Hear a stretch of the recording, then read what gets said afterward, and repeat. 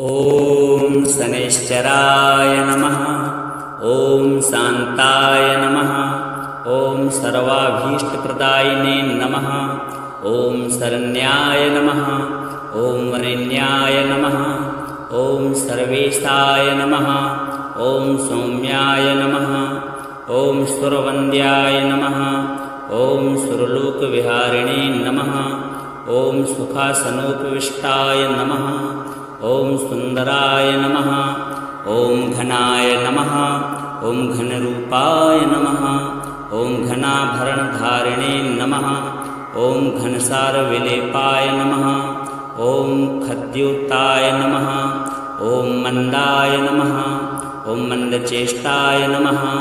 ॐ महनीयगुणात्मने नमः। ॐ मर्त्यपावनपदाय नमः। ॐ महेशाय नमः। ॐ छायापुत्राय नमः। ॐ सर्वाय नमः। ॐ सत्तूणीरधारिणे नमः। ॐ चरस्थिरस्वभावाय नमः। ॐ अचञ्चलाय नमः।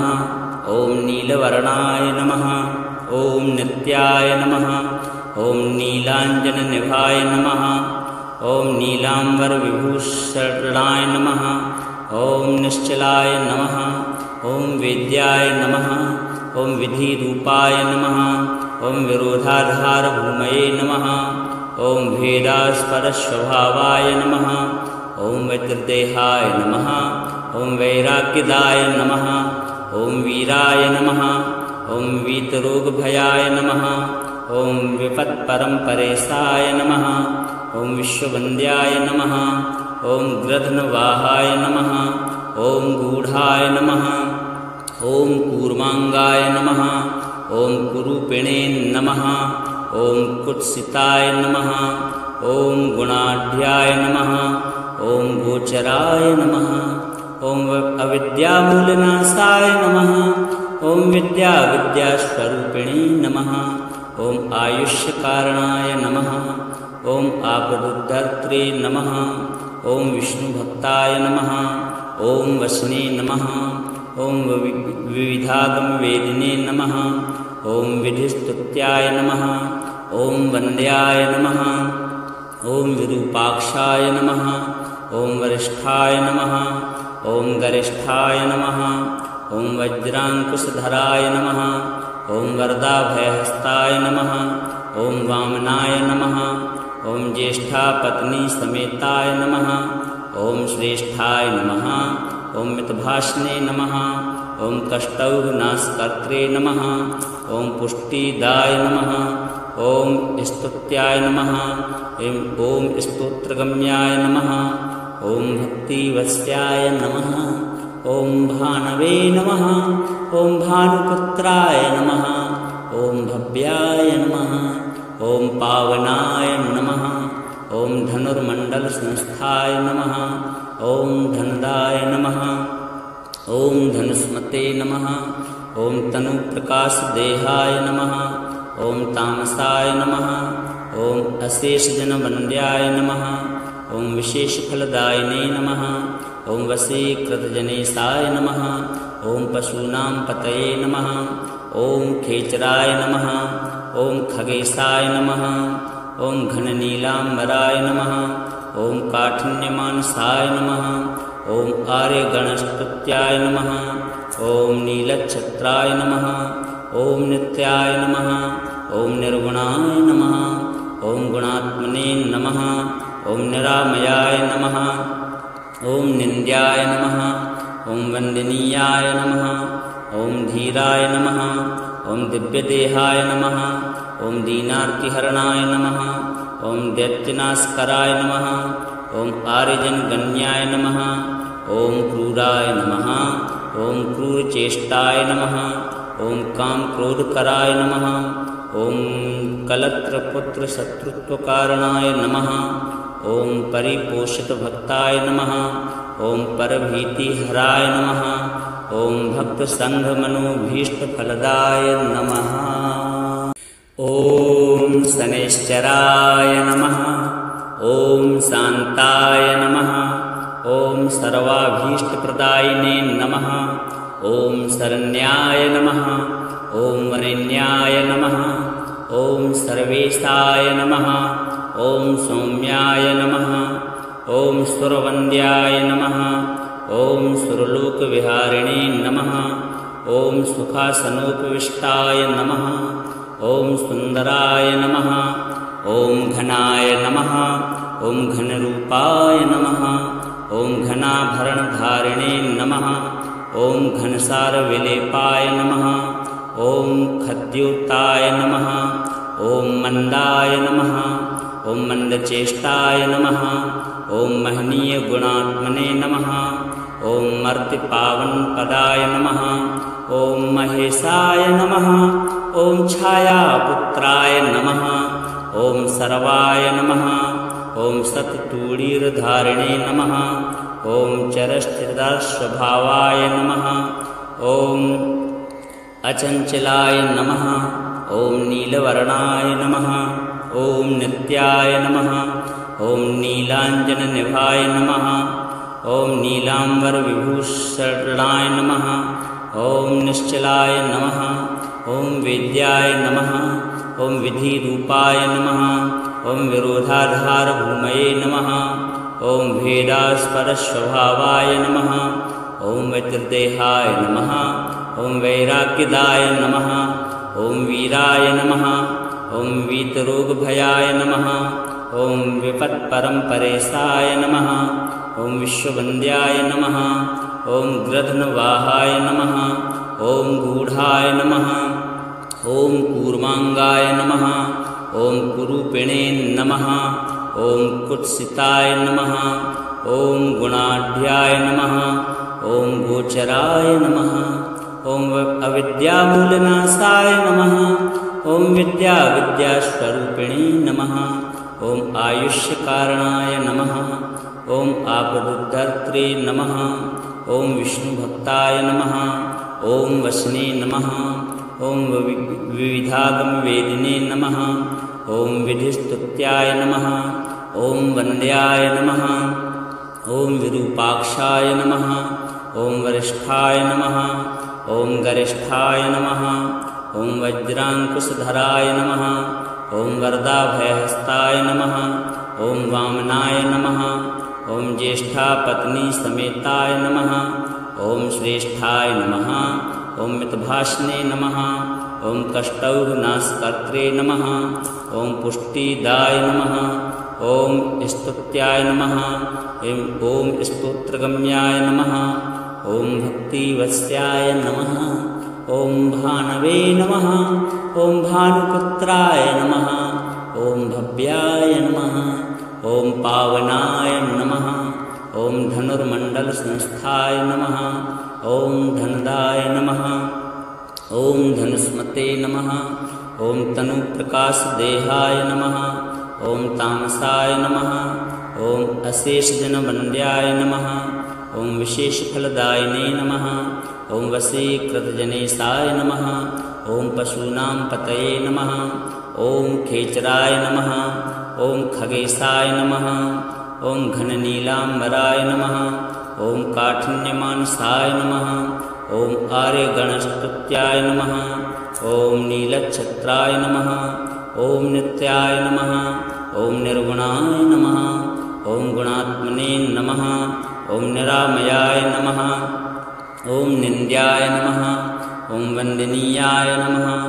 ॐ धीराय नमः ॐ दिव्यदेहाय नमः ॐ दीनार्तिहरणाय नमः ॐ दैत्यनाशकराय नमः ॐ आर्यजनगण्याय नमः ॐ क्रूराय नमः ॐ क्रूरचेष्टाय नमः ॐ कामक्रोधकराय नमः ॐ कलत्रपुत्रशत्रुत्वकारणाय नमः ॐ परिपोषितभक्ताय नमः ॐ परभीतिहराय नमः ॐ भक्तसङ्घमनोभीष्टफलदाय नमः ॐ शनैश्चराय नमः ॐ शान्ताय नमः ॐ सर्वाभीष्टप्रदायिने नमः ॐ शरण्याय नमः ॐ वरेण्याय नमः ॐ सर्वेशाय नमः ॐ सौम्याय नमः ॐ सुरवन्द्याय नमः ॐ सुरलोकविहारिणे नमः। ॐ सुखासनोपविष्टाय नमः। ॐ सुन्दराय नमः। ॐ घनाय नमः। ॐ घनरूपाय नमः। ॐ घनाभरणधारिणे नमः। ॐ घनसारविलेपाय नमः। ॐ खद्योताय नमः। ॐ मन्दाय नमः। ॐ मन्दचेष्टाय नमः। ॐ महनीयगुणात्मने नमः। ॐ मर्त्यपावनपदाय नमः। ॐ महेशाय नमः। ॐ छायापुत्राय नमः। ॐ सर्वाय नमः। ॐ सत्तूणीरधारिणे नमः। ॐ चरस्थिरस्वभावाय नमः। ॐ अचञ्चलाय नमः। ॐ नीलवर्णाय नमः। ॐ नित्याय नमः। ॐ नीलाञ्जननिभाय नमः। ॐ नीलाम्बरविभूषणाय नमः। ॐ निश्चलाय नमः। ॐ वेद्याय नमः। ॐ विधिरूपाय नमः। ॐ विरोधाधारभूमये नमः। ॐ भेदास्पदस्वभावाय नमः। ॐ वज्रदेहाय नमः। ॐ वैराग्यदाय नमः। ॐ वीराय नमः। ॐ वीतरोगभयाय नमः। ॐ विपत्परम्परेशाय नमः। ॐ विश्ववन्द्याय नमः। ॐ गृध्नवाहाय नमः। ॐ गूढाय नमः। ॐ कूर्माङ्गाय नमः। ॐ कुरूपिणे नमः। ॐ कुत्सिताय नमः। ॐ गुणाढ्याय नमः। ॐ गोचराय नमः। ॐ अविद्यामूलनाशाय नमः। ॐ विद्यास्वरूपिणे नमः। ॐ आयुष्यकारणाय नमः। ॐ आपदुद्धर्त्रे नमः। ॐ विष्णुभक्ताय नमः। ॐ वसने नमः। ॐ विविधागमवेदिने नमः। ॐ विधिस्तुत्याय नमः। ॐ वन्द्याय नमः। ॐ विरूपाक्षाय नमः। ॐ वरिष्ठाय नमः। ॐ गरिष्ठाय नमः। ॐ वज्राङ्कुशधराय नमः। ॐ वरदाभयहस्ताय नमः। ॐ वामनाय नमः। ॐ ज्येष्ठापत्नीसमेताय नमः। ॐ श्रेष्ठाय नमः। ॐ मितभाषणे नमः। ॐ कष्टौघनाशकर्त्रे नमः। ॐ पुष्टिदाय नमः। ॐ स्तुत्याय नमः। ॐ स्तोत्रगम्याय नमः। ॐ भक्तिवत्स्याय नमः। ॐ भानवे नमः। ॐ भानुपुत्राय नमः। ॐ भव्याय नमः। ॐ पावनाय नमः। ॐ धनुर्मण्डलसंस्थाय नमः। ॐ धनदाय नमः। ॐ धनुष्मते नमः। ॐ तनुप्रकाशदेहाय नमः। ॐ तामसाय नमः। ॐ अशेषजनवन्द्याय नमः। ॐ विशेषफलदायिने नमः। ॐ वशीकृतजनेशाय नमः। ॐ पशूनां पतये नमः। ॐ खेचराय नमः।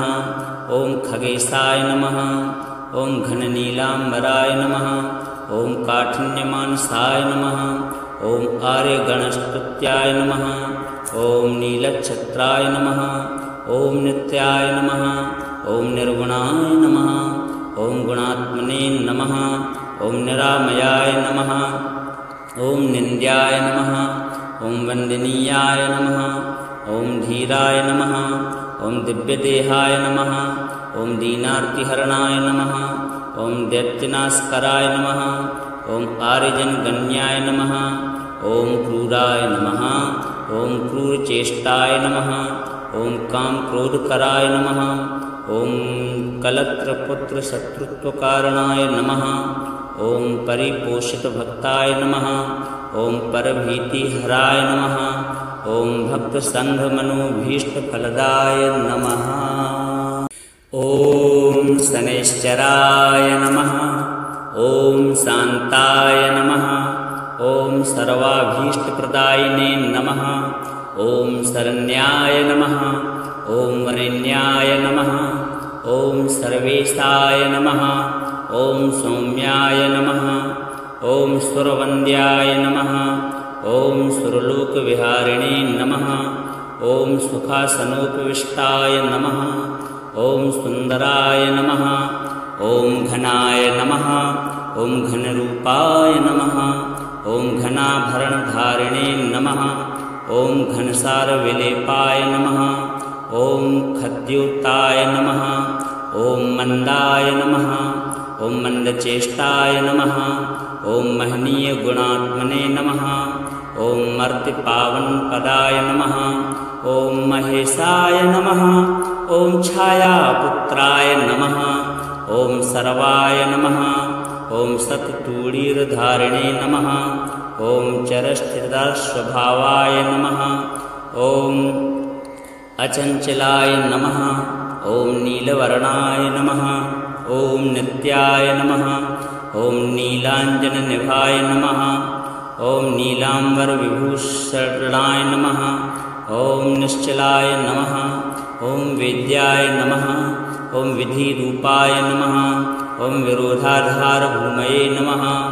ॐ भेदास्पदस्वभावाय नमः ॐ वज्रदेहाय नमः ॐ वैराग्यदाय नमः ॐ वीराय नमः ॐ वीतरोगभयाय नमः ॐ विपत्परम्परेशाय नमः ॐ विश्ववन्द्याय नमः ॐ गृध्नवाहाय नमः ॐ गूढाय नमः ॐ कूर्मांगाय नमः ॐ कुरूपिणे नमः ॐ कुत्सिताय नमः ॐ गुणाढ्याय नमः ॐ गोचराय नमः ॐ अविद्यामूलनाशाय नमः ॐ विद्यास्वरूपिणे नमः ॐ आयुष्यकारणाय नमः ॐ आपदुद्धर्त्रे नमः ॐ विष्णुभक्ताय नमः ॐ वसने नमः ॐ विविधागमवेदिने नमः ॐ विधिस्तुत्याय नमः ॐ वन्द्याय नमः ॐ विरूपाक्षाय नमः ॐ वरिष्ठाय नमः ॐ गरिष्ठाय नमः ॐ वज्राङ्कुशधराय नमः ॐ वरदाभयहस्ताय नमः ॐ वामनाय नमः ॐ ज्येष्ठापत्नीसमेताय नमः ॐ श्रेष्ठाय नमः ॐ मितभाषणे नमः ॐ कष्टौघनाशकर्त्रे नमः ॐ पुष्टिदाय नमः ॐ स्तुत्याय नमः ॐ स्तोत्रगम्याय नमः ॐ भक्तिवत्स्याय नमः ॐ भानवे नमः ॐ भानुपुत्राय नमः ॐ भव्याय नमः ॐ पावनाय नमः ॐ धनुर्मण्डलसंस्थाय नमः ॐ धनदाय नमः ॐ धनुष्मते नमः ॐ तनुप्रकाशदेहाय नमः ॐ तामसाय नमः ॐ अशेषजनवन्द्याय नमः ॐ विशेषफलदायिने नमः ॐ वशीकृतजनेशाय नमः ॐ पशूनां पतये नमः ॐ खेचराय नमः ॐ खगेशाय नमः ॐ घननीलाम्बराय नमः ॐ काठिन्यमानसाय नमः ॐ आर्यगणस्तुत्याय नमः ॐ नीलच्छत्राय नमः ॐ नित्याय नमः ॐ निर्गुणाय नमः ॐ गुणात्मने नमः ॐ निरामयाय नमः ॐ निन्द्याय नमः ॐ वन्दनीयाय नमः ॐ धीराय नमः ॐ दिव्यदेहाय नमः ॐ दीनार्तिहरणाय नमः ॐ दैत्यनाशकराय नमः ॐ आर्यजनगण्याय नमः ॐ क्रूराय नमः ॐ क्रूरचेष्टाय नमः ॐ कामक्रोधकराय नमः ॐ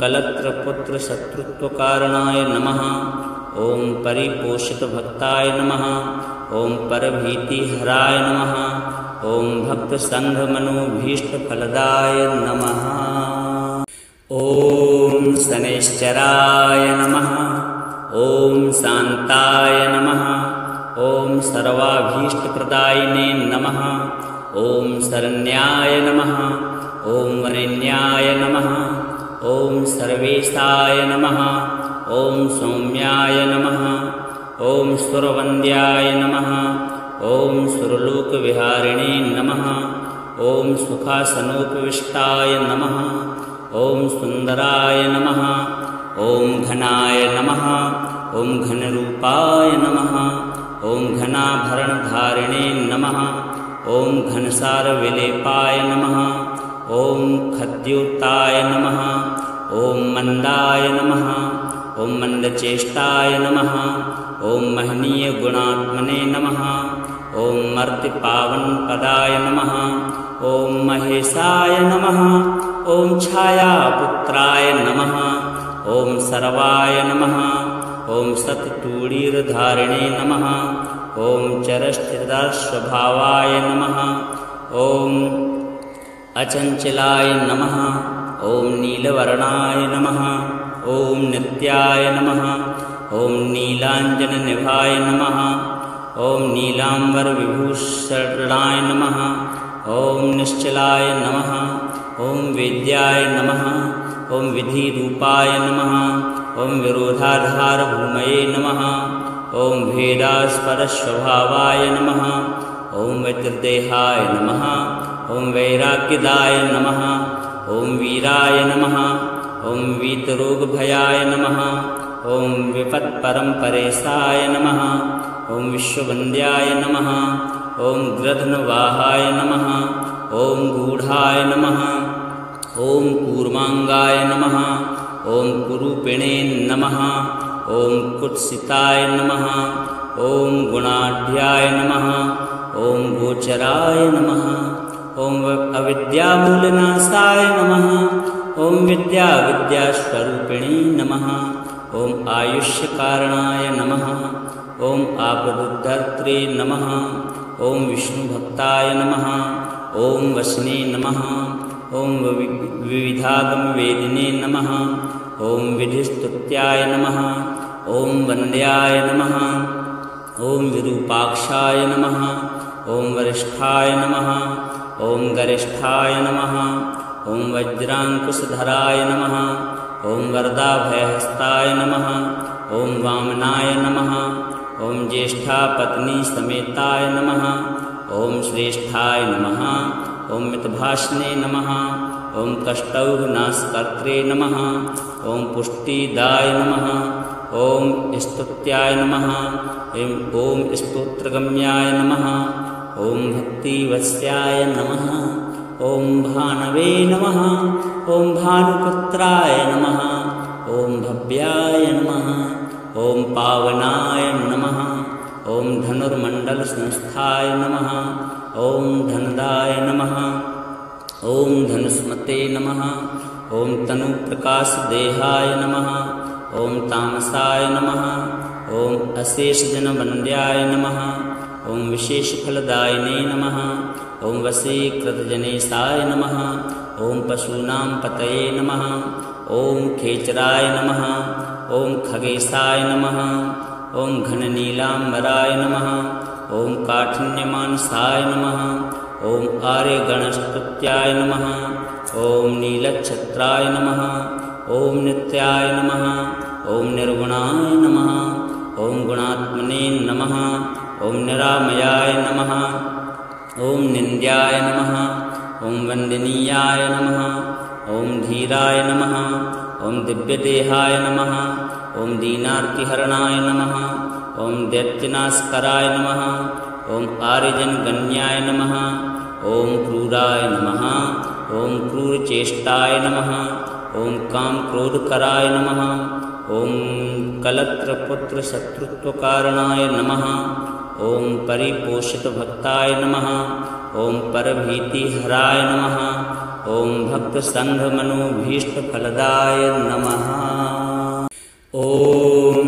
शनैश्चराय नमः ॐ शान्ताय नमः ॐ सर्वाभीष्टप्रदायिने नमः ॐ शरण्याय नमः ॐ वरेण्याय नमः ॐ सर्वेशाय नमः ॐ सौम्याय नमः ॐ सुरवन्द्याय नमः ॐ सुरलोकविहारिणे नमः ॐ सुखासनोपविष्टाय नमः ॐ सुन्दराय नमः ॐ घनाय नमः ॐ घनरूपाय नमः ॐ घनाभरणधारिणे नमः ॐ घनसारविलेपाय नमः ॐ खद्योताय नमः ॐ मन्दाय नमः ॐ मन्दचेष्टाय नमः ॐ महनीयगुणात्मने नमः ॐ मर्त्यपावनपदाय नमः ॐ महेशाय नमः। ॐ छायापुत्राय नमः। ॐ सर्वाय नमः। ॐ सत्तूणीरधारिणे नमः। ॐ चरस्थिरस्वभावाय नमः। ॐ अचञ्चलाय नमः। ॐ नीलवर्णाय नमः। ॐ नित्याय नमः। ॐ नीलाञ्जननिभाय नमः।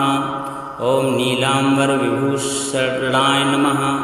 ॐ निश्चलाय नमः। ॐ वेद्याय नमः। ॐ विधिरूपाय नमः। ॐ विरोधाधारभूमये नमः। ॐ भेदास्परस्वभावाय नमः। ॐ वैतृदेहाय नमः। ॐ वैराग्यदाय नमः। ॐ वीराय नमः।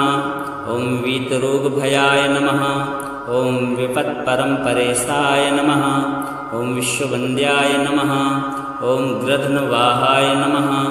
ॐ गूढाय नमः। ॐ कूर्माङ्गाय नमः। ॐ कुरूपिणे नमः। ॐ कुत्सिताय नमः।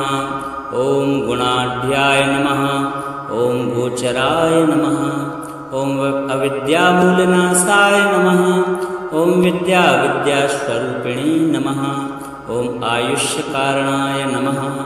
ॐ आपदुद्धर्त्रे नमः। ॐ विष्णुभक्ताय नमः। ॐ वसने नमः।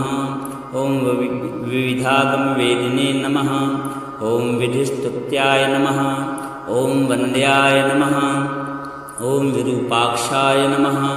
ॐ वरिष्ठाय नमः। ॐ गरिष्ठाय नमः। ॐ वज्राङ्कुशधराय नमः। ॐ वरदाभयहस्ताय नमः।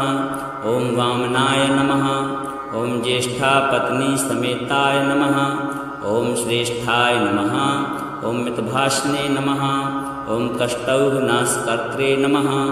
ॐ पुष्टिदाय नमः। ॐ स्तुत्याय नमः। ॐ स्तोत्रगम्याय नमः। ॐ भक्तिवत्स्याय नमः। ॐ भानवे नमः। ॐ भानुपुत्राय नमः। ॐ भव्याय नमः। ॐ पावनाय नमः। ॐ धनुर्मण्डलसंस्थाय नमः। ॐ धनदाय नमः। ॐ धनुष्मते नमः। ॐ तनुप्रकाशदेहाय नमः। ॐ तामसाय नमः। ॐ अशेषजनवन्द्याय नमः। ॐ विशेषफलदायिने नमः। ॐ वशीकृतजनेशाय नमः। ॐ पशूनां पतये नमः। ॐ खेचराय नमः। ॐ खगेशाय नमः। ॐ घननीलाम्बराय नमः। ॐ काठिन्यमानसाय नमः। ॐ आर्यगणस्तुत्याय नमः। ॐ नीलच्छत्राय नमः। ॐ नित्याय नमः। ॐ निर्गुणाय नमः। ॐ गुणात्मने नमः। ॐ निरामयाय नमः। ॐ निन्द्याय नमः। ॐ वन्दनीयाय नमः। ॐ धीराय नमः। ॐ दिव्यदेहाय नमः। ॐ दीनार्तिहरणाय नमः। ॐ दैत्यनाशकराय नमः। ॐ आर्यजनगण्याय नमः। ॐ क्रूराय नमः। ॐ क्रूरचेष्टाय नमः। ॐ कामक्रोधकराय नमः। ॐ कलत्रपुत्रशत्रुत्वकारणाय नमः। ॐ परिपोषितभक्ताय नमः। ॐ परभीतिहराय नमः। ॐ भक्तसङ्घमनोभीष्टफलदाय नमः। ॐ शनैश्चराय नमः। ॐ शान्ताय नमः। ॐ सर्वाभीष्टप्रदायिने नमः। ॐ शरण्याय नमः। ॐ वरेण्याय नमः। ॐ सर्वेशाय नमः। ॐ सौम्याय नमः। ॐ सुरवन्द्याय नमः। ॐ सुरलोकविहारिणे नमः। ॐ सुखासनोपविष्टाय नमः। ॐ सुन्दराय नमः। ॐ घनाय नमः। ॐ घनरूपाय नमः। ॐ घनाभरणधारिणे नमः। ॐ घनसारविलेपाय नमः। ॐ खद्योताय नमः। ॐ मन्दाय नमः। ॐ मन्दचेष्टाय नमः। ॐ महनीयगुणात्मने नमः। ॐ मर्त्यपावनपदाय नमः। ॐ महेशाय नमः। ॐ छायापुत्राय नमः। ॐ सर्वाय नमः। ॐ सत्तूणीरधारिणे नमः। ॐ चरस्थितस्वभावाय नमः। ॐ अचञ्चलाय नमः। ॐ नीलवर्णाय नमः। ॐ नित्याय नमः। ॐ नीलाञ्जननिभाय नमः। ॐ नीलाम्बरविभूषणाय नमः। ॐ निश्चलाय नमः। ॐ वेद्याय नमः। ॐ विधिरूपाय नमः। ॐ विरोधाधारभूमये नमः। ॐ भेदास्पदस्वभावाय नमः। ॐ वज्रदेहाय नमः। ॐ वैराग्यदाय नमः। ॐ वीराय नमः। ॐ वीतरोगभयाय नमः। ॐ विपत्परम्परेशाय नमः। ॐ विश्ववन्द्याय नमः। ॐ गृध्नवाहाय नमः। ॐ गूढाय नमः। ॐ कूर्माङ्गाय नमः। ॐ कुरूपिणे नमः। ॐ कुत्सिताय नमः। ॐ गुणाढ्याय नमः। ॐ गोचराय नमः। ॐ अविद्यामूलनाशाय नमः। ॐ विद्यास्वरूपिणे नमः। ॐ आयुष्यकारणाय नमः। ॐ आपदुद्धर्त्रे नमः। ॐ विष्णुभक्ताय नमः। ॐ वसने नमः। ॐ विविधागमवेदिने नमः। ॐ विधिस्तुत्याय नमः। ॐ वन्द्याय नमः। ॐ विरूपाक्षाय नमः। ॐ वरिष्ठाय नमः। ॐ गरिष्ठाय नमः। ॐ वज्राङ्कुशधराय नमः। ॐ वरदाभयहस्ताय नमः। ॐ वामनाय नमः। ॐ ज्येष्ठापत्नीसमेताय नमः। ॐ श्रेष्ठाय नमः। ॐ मितभाषणे नमः। ॐ कष्टौघनाशकर्त्रे नमः। ॐ पुष्टिदाय नमः। ॐ स्तुत्याय नमः। ॐ स्तोत्रगम्याय नमः। ॐ भक्तिवत्स्याय नमः। ॐ भानवे नमः। ॐ भानुपुत्राय नमः। ॐ भव्याय नमः। ॐ पावनाय नमः। ॐ धनुर्मण्डलसंस्थाय नमः। ॐ धनदाय नमः। ॐ धनुष्मते नमः। ॐ तनुप्रकाशदेहाय नमः। ॐ तामसाय नमः। ॐ अशेषजनवन्द्याय नमः। ॐ विशेषफलदायिने नमः। ॐ वशीकृतजनेशाय नमः। ॐ पशूनां पतये नमः। ॐ खेचराय नमः। ॐ खगेशाय नमः। ॐ घननीलाम्बराय नमः। ॐ काठिन्यमानसाय नमः। ॐ आर्यगणस्तुत्याय नमः। ॐ नीलच्छत्राय नमः। ॐ नित्याय नमः। ॐ निर्गुणाय नमः। ॐ गुणात्मने नमः। ॐ निरामयाय नमः। ॐ निन्द्याय नमः। ॐ वन्दनीयाय नमः। ॐ धीराय नमः। ॐ दिव्यदेहाय नमः। ॐ दीनार्तिहरणाय नमः। ॐ दैत्यनाशकराय नमः। ॐ आर्यजनगण्याय नमः। ॐ क्रूराय नमः। ॐ क्रूरचेष्टाय नमः। ॐ कामक्रोधकराय नमः। ॐ कलत्रपुत्रशत्रुत्वकारणाय नमः। ॐ परिपोषितभक्ताय नमः। ॐ परभीतिहराय नमः। ॐ भक्तसङ्घमनोभीष्टफलदाय नमः।